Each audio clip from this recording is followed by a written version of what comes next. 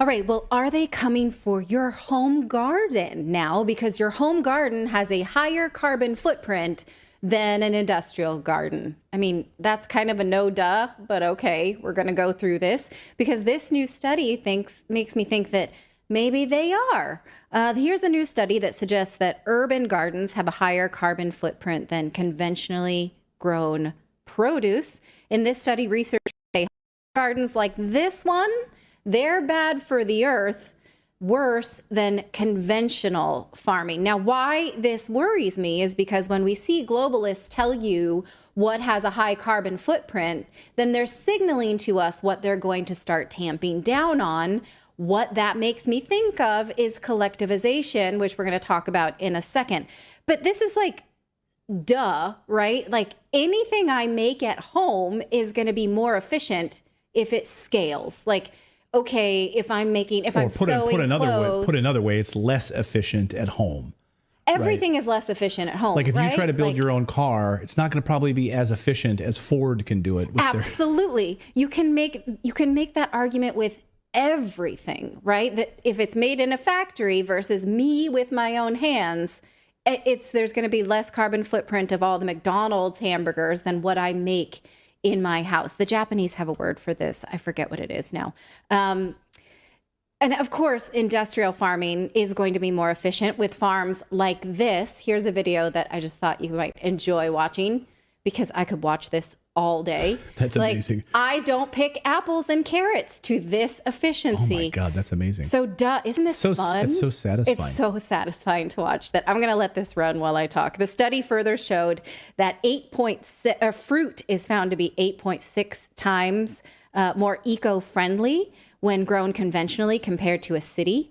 Whereas vegetables are 5.8 times better for the environment when left to the professionals. I think it's the Japanese concept of Kaizen is like automation makes things more efficient and you learn as you do it, right? Right. So, okay, no duh, right? So why is this a concern, this study? Is there an agenda to stop you from doing this? Yes. Could this be used against you? Yes. Right. And so I just want to remind you that we're not too far off from periods of history where people were starved to death in order to control them. One period was the collectivization period we just mentioned in the previous segment under the Stalin-led Soviet Union. He ordered police to seize privately held farms in Ukraine and turn those farms into grain farms. And those people had nothing left except for what the government would dole out to them, which was practically nothing. More than 1 million Ukrainian farmers were exiled and tens of thousands starved, many of them children. Now, according to journalist and writer Anna Reid, Ukrainians and Russians are still afraid to talk about this. This comes from her book, Borderland. She says finding Ukrainians who are willing to talk about the famine is surprisingly hard. The younger generations have been told little by their parents and grandparents for fear that such talk might compromise their careers, even their lives. It wasn't something we talked about in our family. It was a typical comment. The old who remember it firsthand are dying off fast and do not like confiding in strangers. So it was that traumatizing, but the death toll was astounding. Look at these estimates. Exactly how many people died is unclear. But as Khrushchev admitted in his memoirs, no one was counting. Some say 4 to 5 million, others say 5 million Ukrainians and 2 million elsewhere in the Soviet Union. Another 6.5 million, he said, died in I can't say that word. You read it there. If conquest is right, the whole operation killed over twice as many as the Holocaust. 34 lives, not for every word, but for every letter in this book, she says. So it's terrible. And here's a horrifying example of just how bad it got. One family said they sold everything, their icons, clothes, pillows, to buy rye. But by the winter, they were living off anything they could find. People were eating straw and lime tree leaves, making kasha out of bark and nettles. She said she went to see her uncle. This is awful. I'm just warning you. And they were served a stew, and they saw it was made from mice. There were tails sticking out of it. Ugh. They said compared to most villages, though, they were lucky because they could trawl, which was illegal, which is using your blankets to fish in the river for fish or mullocks. Even so, she says 2 families died. Some got so bad that they were killing their children and eating them. Okay, so do I show you this to scare you? Maybe a little. Yeah, I think it's worth saying, like, let's never do that again. If I'm manipulating you, I'm at least honest about it, right? I'm showing you this so that we never do this again, right? That's my purpose here, not just to be sensational. Because when people are discouraged from growing their own food, I tend to get a little worried. Who would fund a study like this, right? And it seems to go hand in hand with the rhetoric at this year's World Economic Forum in Davos, where crazies like this lady said farming is a problem and we need to start punishing people who do it. I mean, ecocide as a word is becoming better known around the world, and the concept is generally mass damage and destruction of nature. But legally speaking, what our organisation and other collaborators aim to do is to have this recognised legally as a serious crime. Because one of the issues that sort of pervades all of this discussion is that we have a kind of cultural, very ingrained habit of not taking damage to nature as seriously as we take damage to people and property.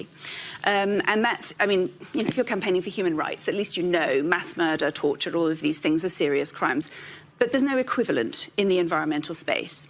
And so, you know, unlike an international crime like genocide that involves a specific intent, with ecocide, what we see is actually what people are trying to do, what businesses are trying to do, is make money, is farm, is fish, is do all of these things that are, producing energy and so on, as well. But what's missing is the awareness and the conscience around the side effects, around the collateral damage that happens with that.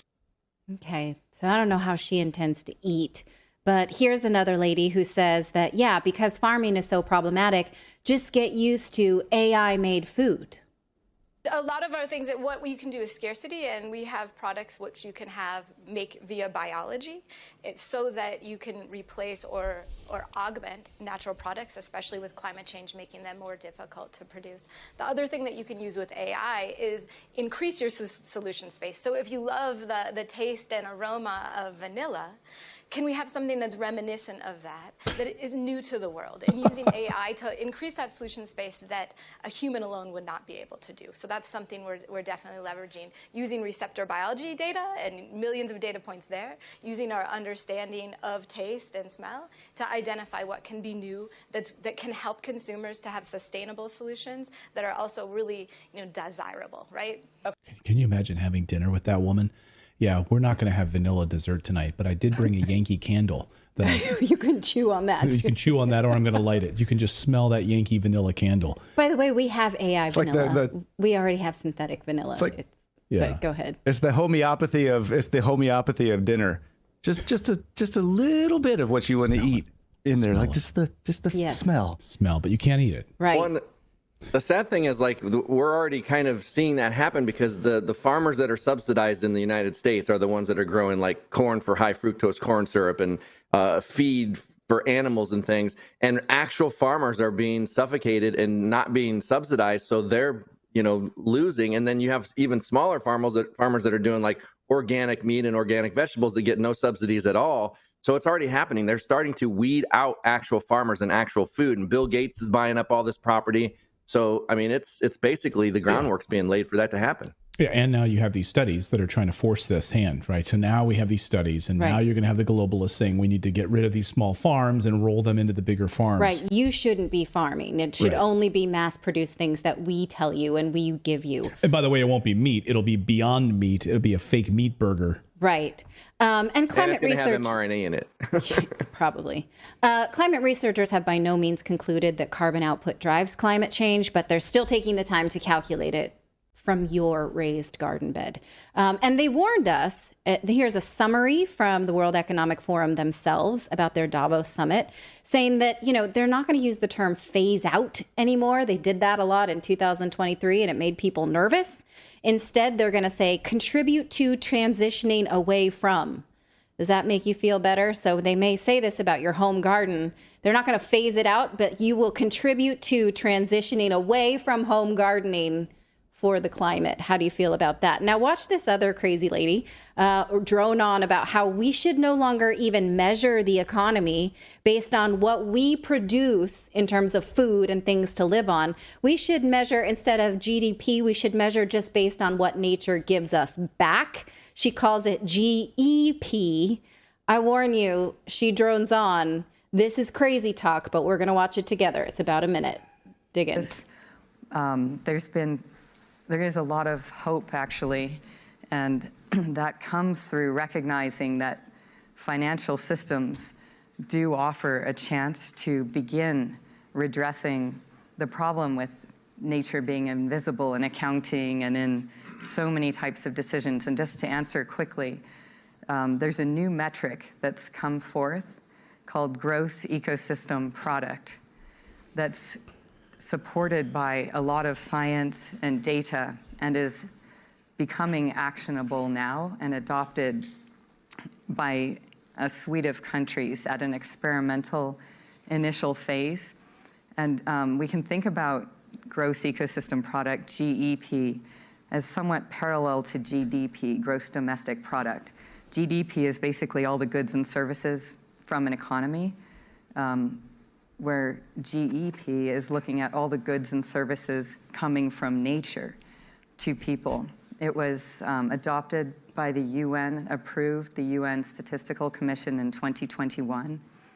And that's what this woman, either we stand there and wait for what nature gives us in GEP, right? We don't produce it ourselves because that's ecocide. So that's what these crazy people are thinking. Let us know if you think we're interpreting this right or if we're being panicked. I don't know. I'm open to all interpretations. I'd love your thoughts on the matter. I really